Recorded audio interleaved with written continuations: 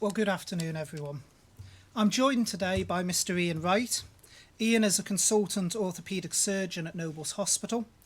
Welcome, Ian, and thank you for coming, and we really do appreciate you taking the time to join us today. Using Ian's usual job title there, you may wonder why I've invited an orthopaedic surgeon to join us here today. As I have explained on a number of occasions, many aspects of hospital and community healthcare have been reshaped as we respond to meet the challenges of COVID-19 and the demand it places on our services. One of these changes includes surgery, with only emergency procedures currently taking place. This not only means that we have fewer people in hospital recovering from surgery, people who would be in a weakened state, potentially vulnerable to the disease, but it also enables us to use the resources from our theatres to increase our intensive care capacity in terms of bed space and equipment. The benefits these changes bring in our ability to provide care at scale for people with COVID-19 is not solely about physical capacity, however. Of course, the number of beds and ventilators we have available is crucially important. But our most precious resource in our battle is our people. Adapting and reconfiguring our services is allowing us to redeploy our people into new vital roles. Ian is an example of this service reconfiguration. Instead of his normal duties undertaking major surgery, replacing people's joints and the like, Ian has instead been lending his skills in the field of modelling to help us understand how COVID-19 might spread here in the Isle of Man. Taking Ian as an example, whilst not demonstrating his surgical skills and prowess with a scalpel at present, we are tapping into Ian's first-class honours degree in mathematics, which included work on mathematical modelling.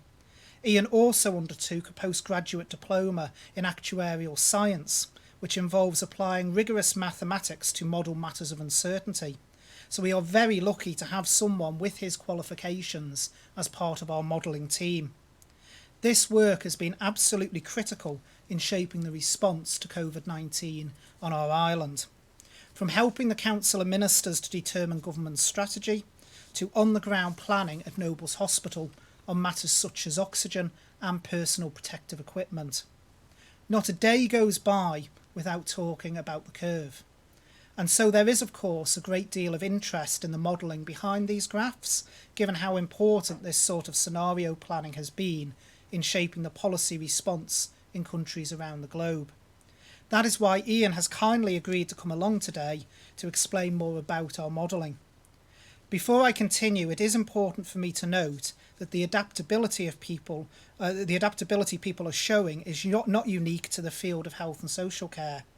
Right across the Isle of Man government, as well as in so many parts of our community, people are rising to the challenge to help us fight this disease head on.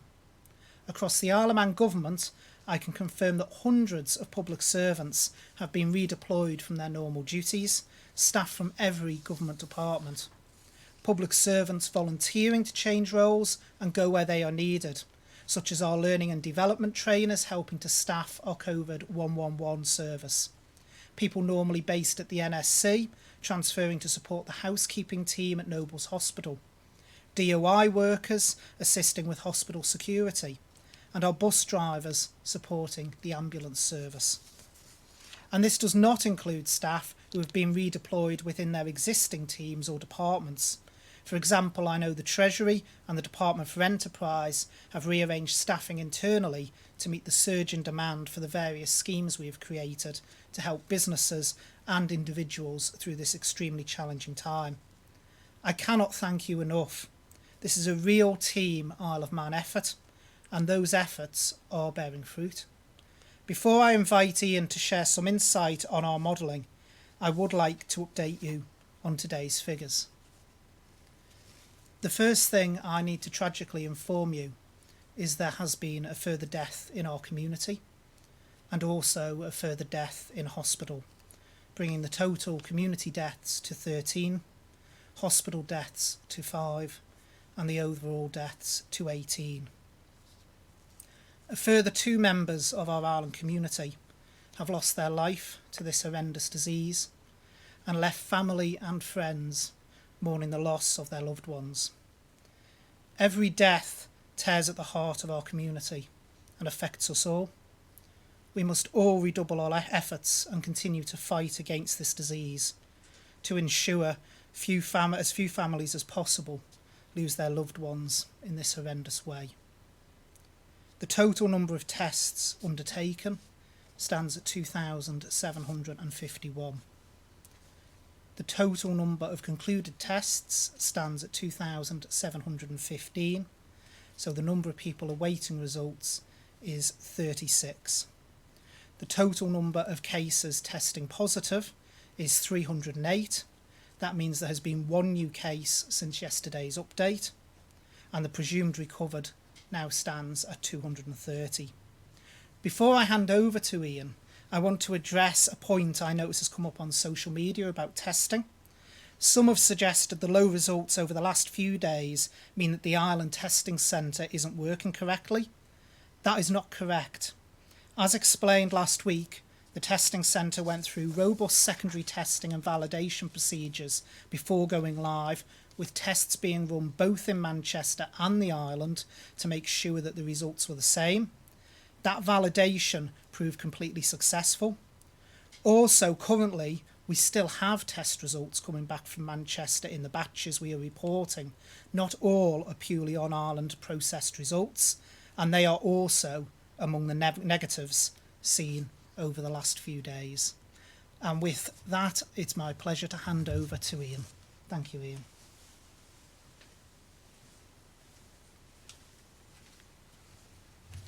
Good afternoon, everyone. Thank you for coming, and thank you, Minister, for inviting me to this briefing today to explain a little bit about the mathematical modelling that's been done in an attempt to determine how the coronavirus epidemic might pan out on the island, how it was used to help guide the DHSC's preparations, and how it relates to what we've actually seen in the 5 weeks since the first positive case was identified here. The first thing to say is that a model is simply a tool to help preparations. It's not designed to make exact predictions as to exactly how many patients might be admitted on any particular day or exactly when the peak of infections will arrive.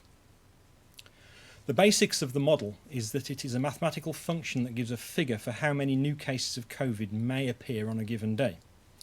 It's based on exponential growth, which is when the cumulative number of cases one day is a fixed multiple of the cases the previous day. We're probably all familiar with the R value, which in epidemiology is the basic reproduction number. It's a figure that indicates how many people each infected person will give the virus to. The exact number is unknown and depends on not just the virus itself, but how people behave. A reasonable estimate for illustrative purposes for coronavirus would be R equals 3. Another important number is the time a person is infectious for, which for COVID is about 5 days on average. So, if we have one case of COVID, in 5 days' time there will be another 3. Those 3 will infect 3 each over the next 5 days, and so on. In that way we have a sequence that goes 1, 3, 9, 27, 81, 243, 729. I think that's gone far enough, but you can see it doesn't take very long until infection is widespread. Can you have the chart up, please?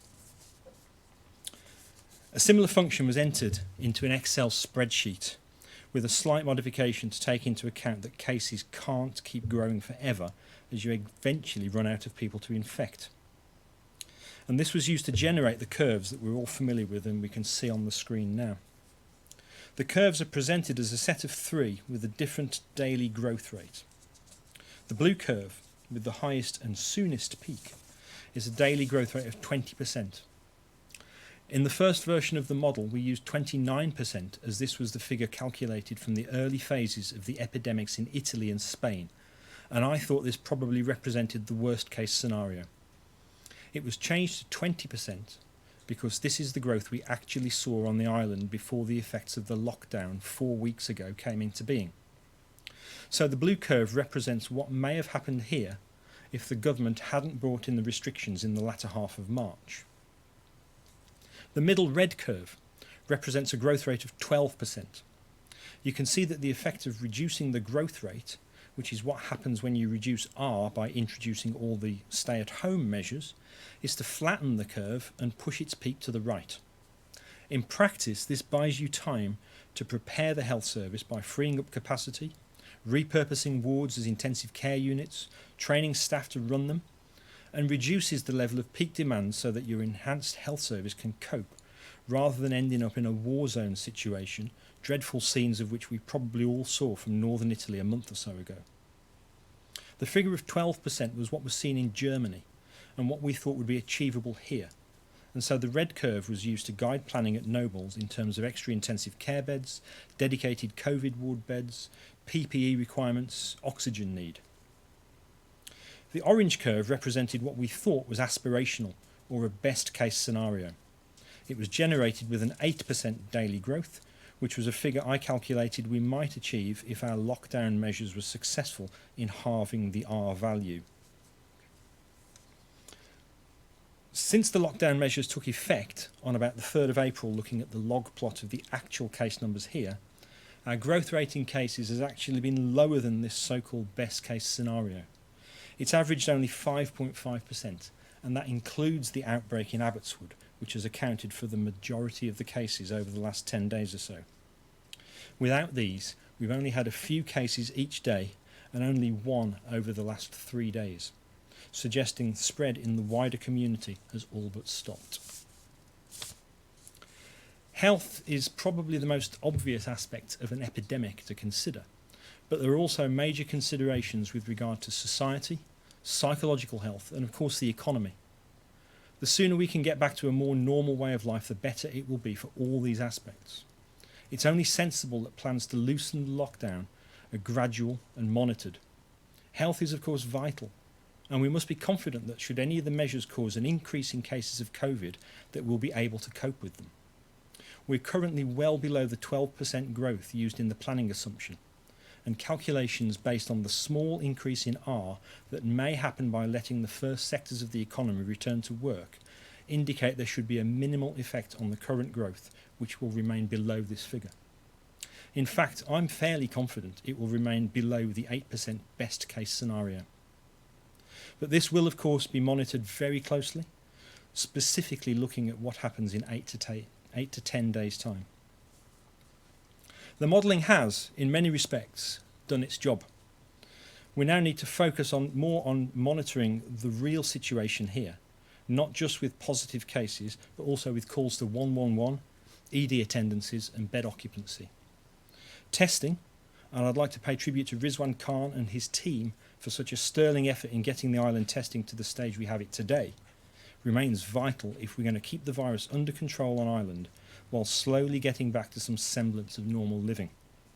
In the meantime, of course, it remains vital that we keep up the social distancing, hygiene and self-isolation if required. Thank you. Before I hand over to the Minister, I'd just like to take this opportunity, I'm not sure if I'm allowed or not, but to wish my little girl a happy birthday, as she's 15 years old today. Happy birthday, Sophie. Minister.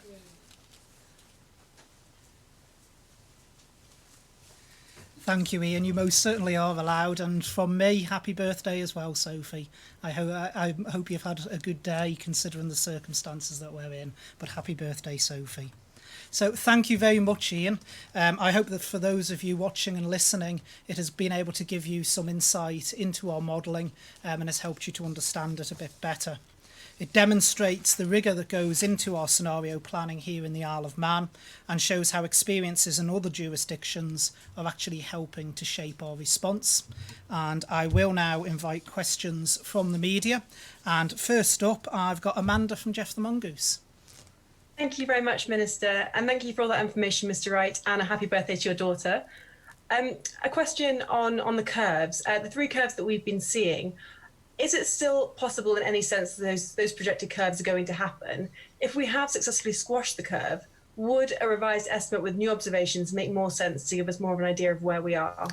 Well, before I bring Ian in, just from my point of view, I think once we are past the peak point of what we were predicting would be our peak, then yes, it would make sense to go back and revisit where we think we may be going from there. But the important thing to emphasise is, I know we've had 2 days of 0, 0 and now 1. 3 days of 0, 0 and now 1.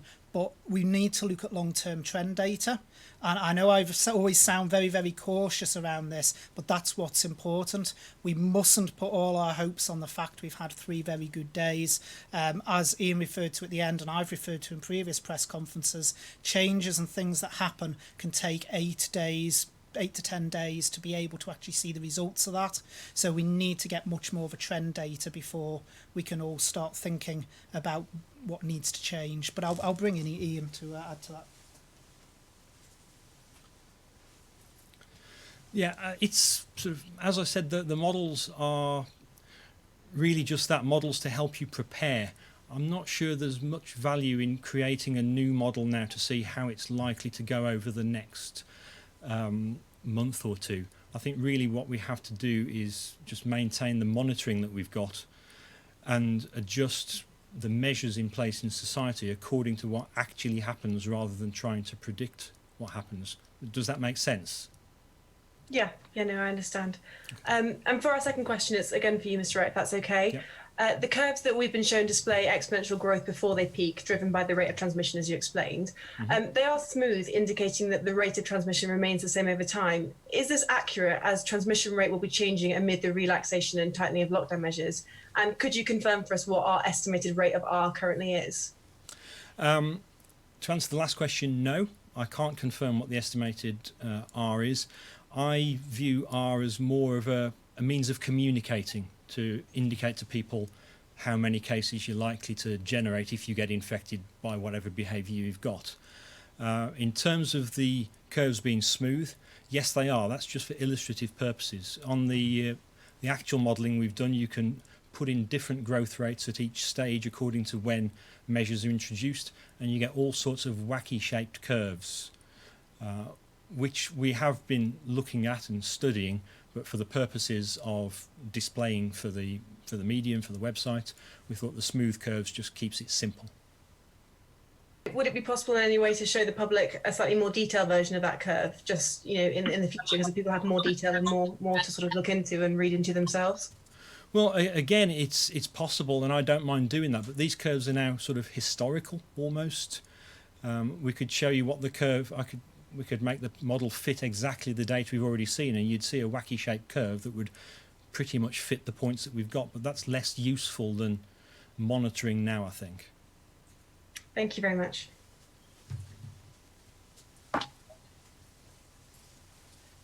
Yeah, just to add to that, Amanda, I don't think there's much use in showing the absolute raw up and down peak curves. I think that could actually add confusion as well, unless you're someone who's a qualified statistician and really into your stats. I don't think that adds anything. What is important, as Ian's laid out in his presentation earlier, is that peak point, because the whole point of this modelling is to work out where we were at the peak and whether our health services can cope with that peak. So everything we've done in the background has been about smoothing the curve out to make sure that the number of cases, even at its high point, remains within our service delivery abilities.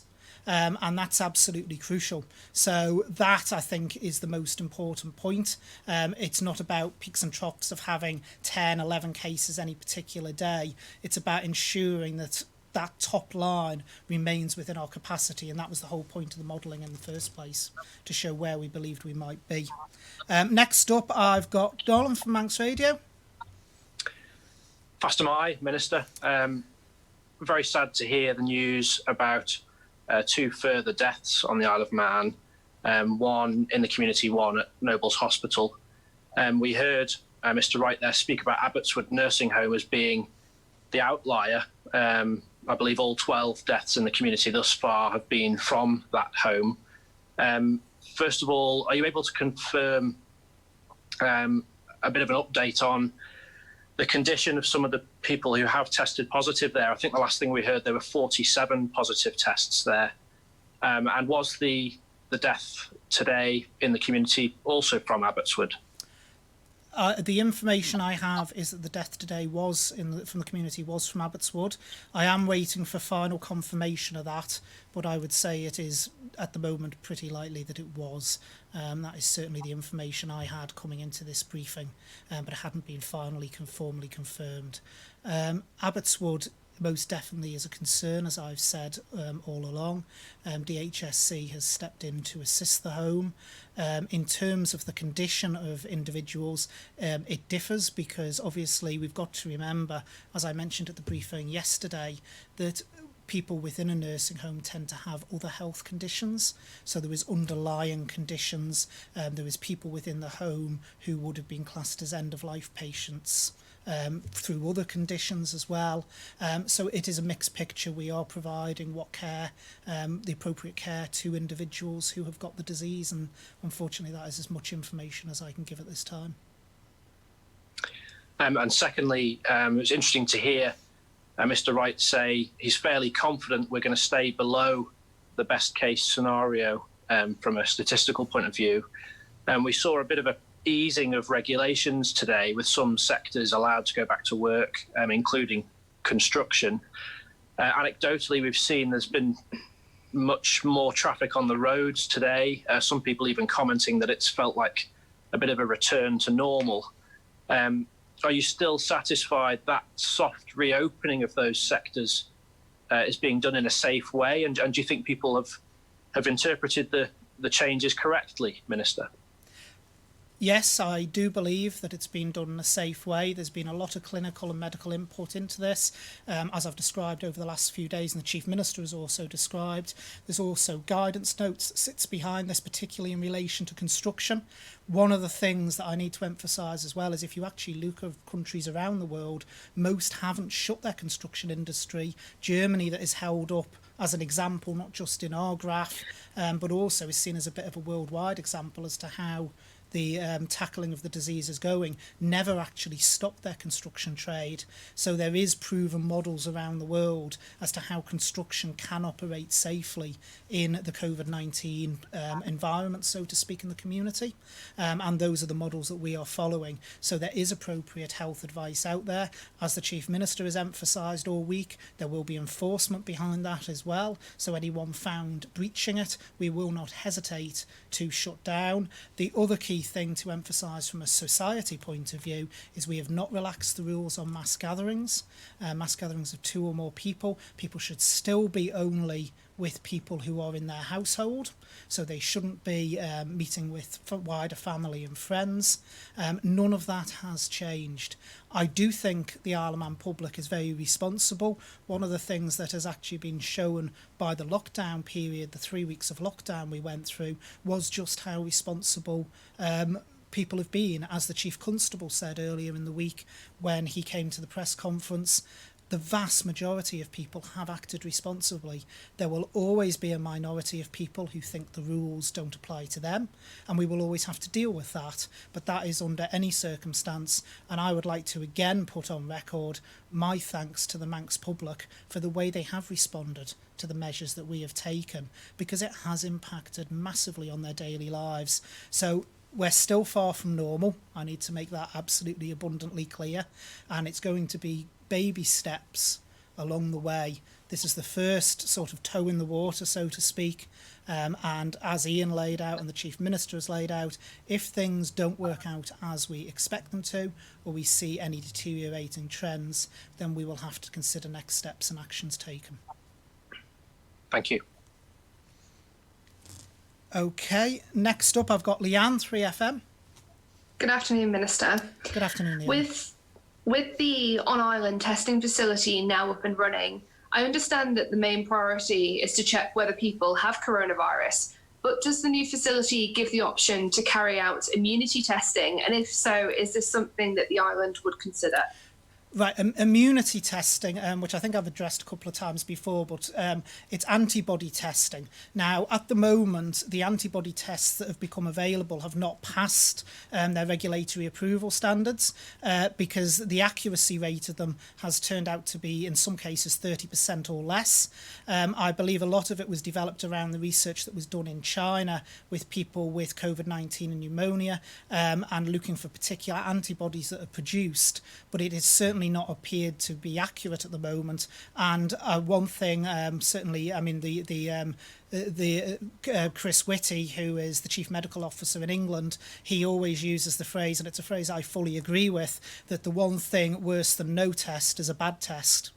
And we do not want to be using testing that has 30% or less accuracy. So, but if an antibody test came on the market with regulatory approval that's been through its proper clinical trials that showed it was accurate, of course we would jump at the chance. But the most accurate form of test is the swab test that tells us if people have COVID-19 and allows us to break the chain of the virus, and that is what we are using.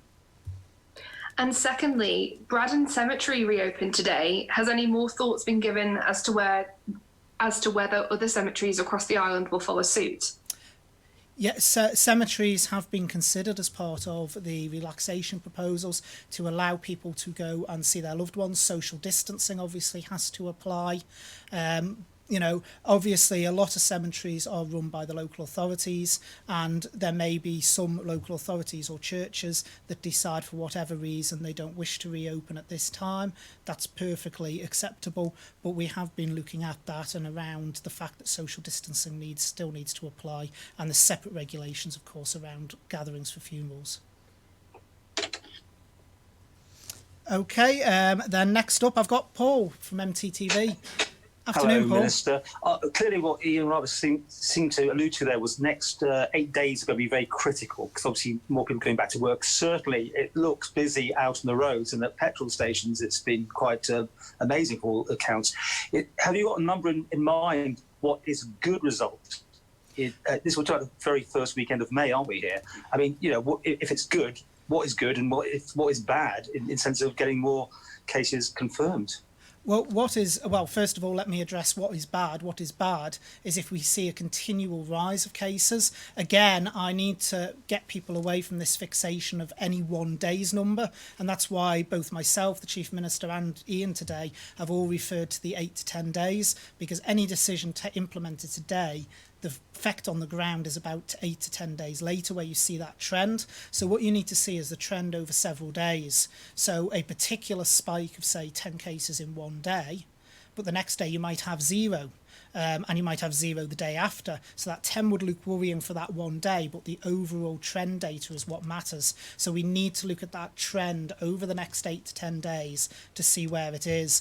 As the Chief Minister said in his speech, I think it was on Tuesday when he announced these measures, we have to, you know, this will then govern what decisions we can make at future points. If we continue to see a low trend and we don't start seeing spikes in cases, then we can consider next steps after that.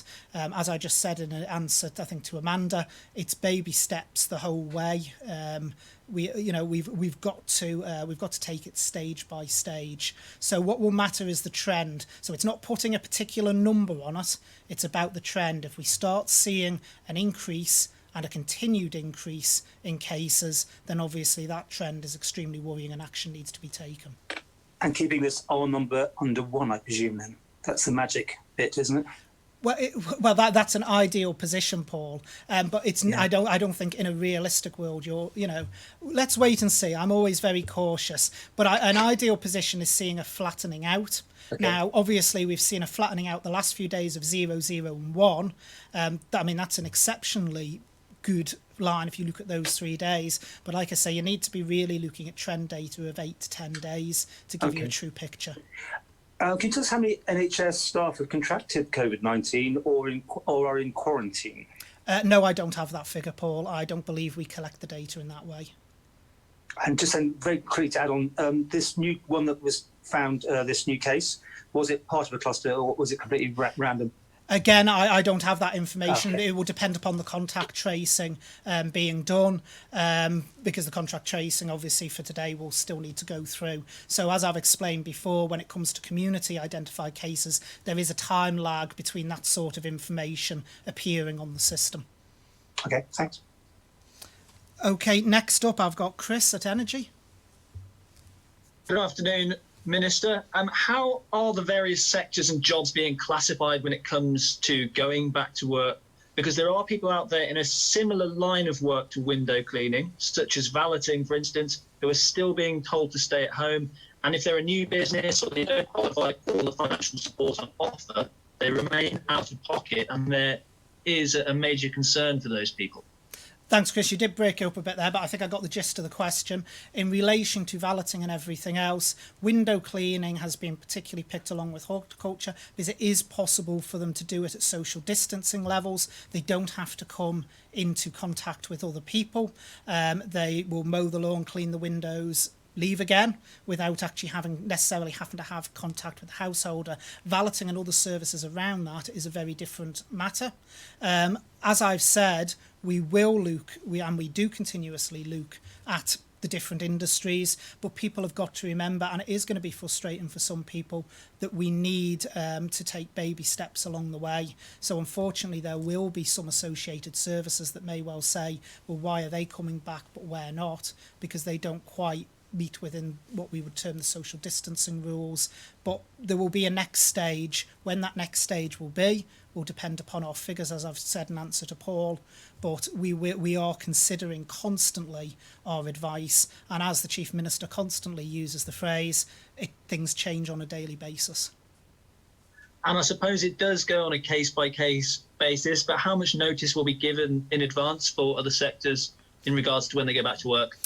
Well, in most cases, as with construction and everything else, we've tried to give about a week's notice for people to return. What we've got to remember, though, is that we're not forcing people back into work. As the Chief Minister emphasised, it is industries that are allowed to return if they wish to.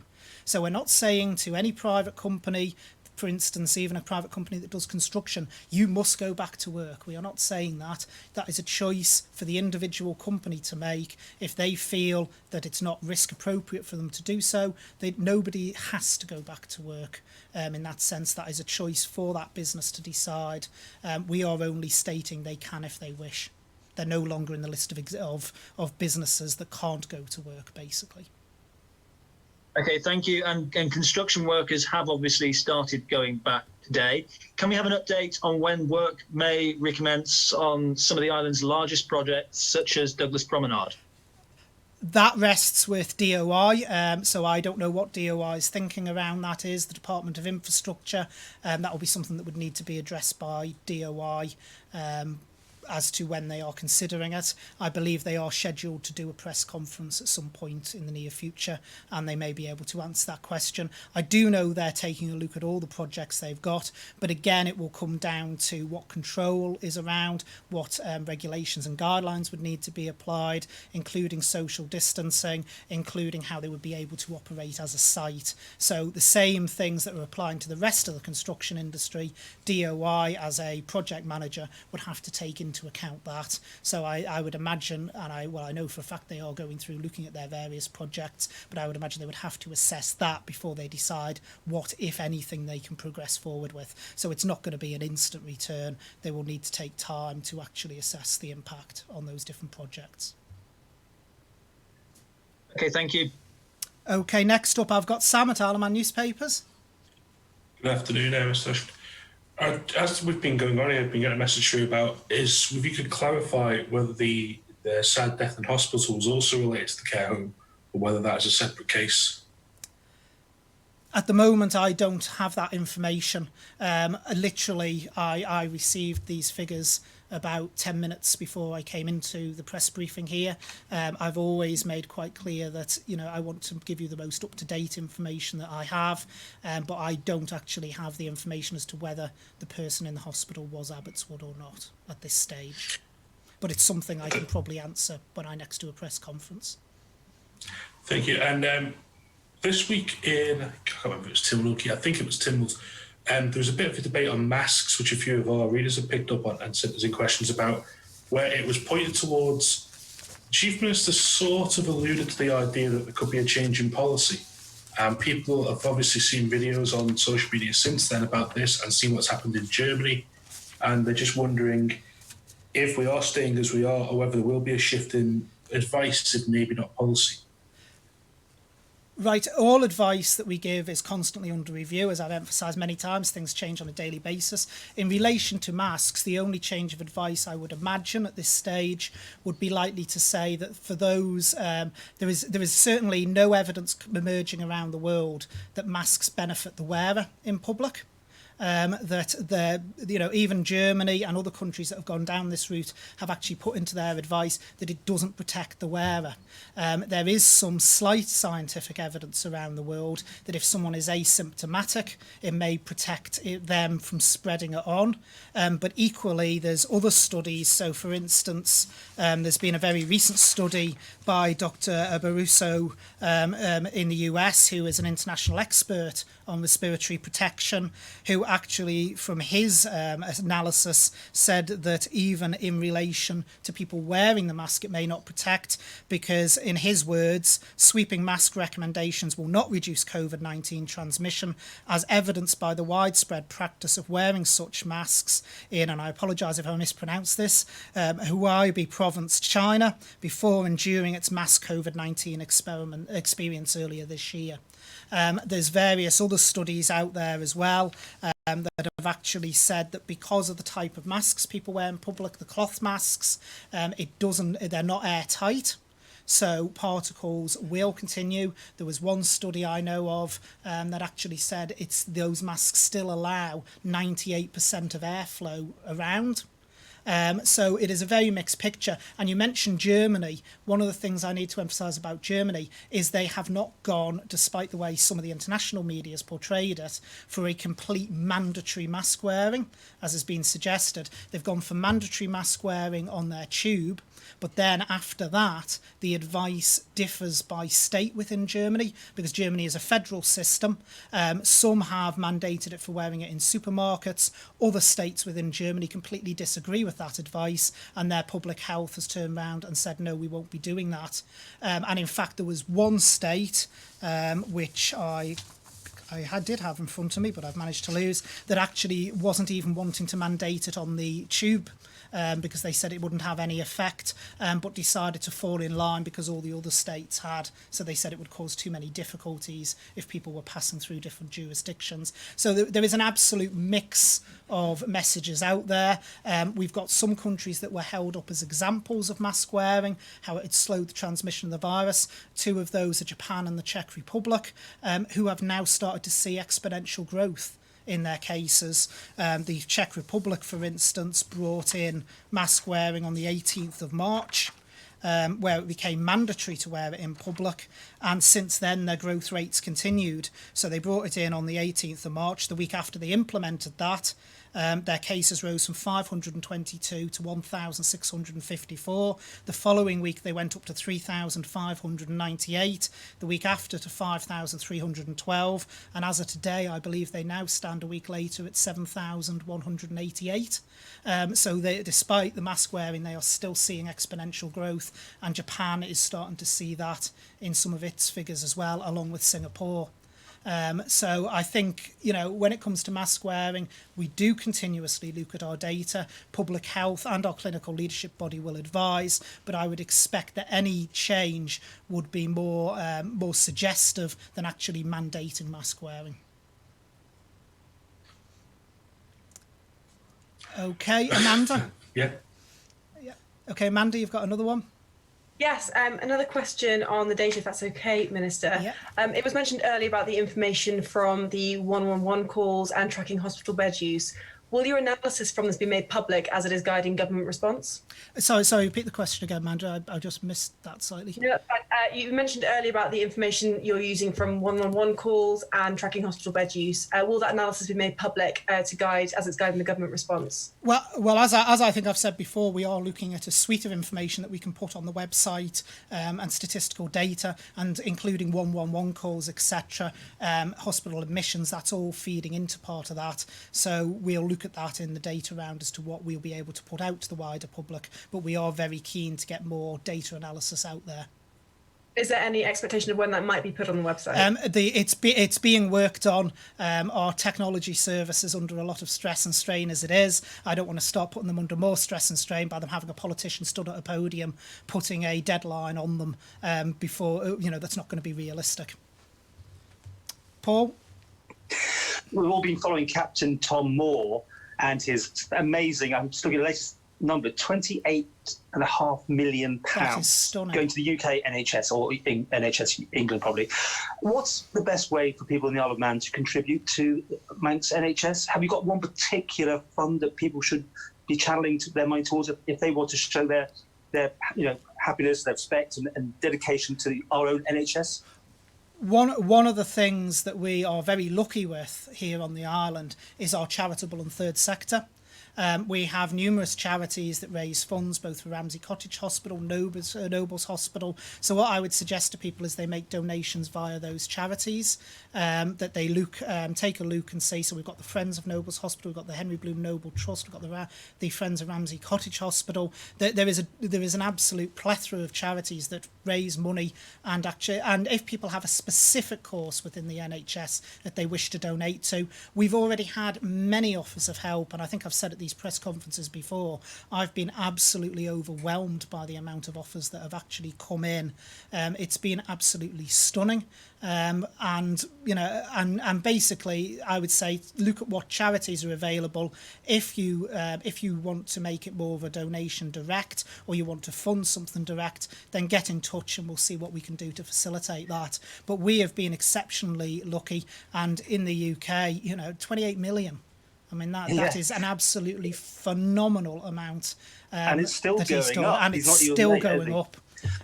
If you want to give to the NHS staff, for instance, is there any particular fund for that? To thank people besides buying them, I don't know, Easter eggs, which is obviously out of date now, but things like that. Is there any way to thank the staff? Well, I think, Paul, at the moment, it depends what people want to donate to. If there's something very, very specific that they're wanting to help with, then if they get in touch, we'll see what we can do to facilitate that. I know there's been certain charities and businesses that have been doing food parcels for key workers, etc. One of them is going to be in my shout-outs a bit later on, just to trail that up.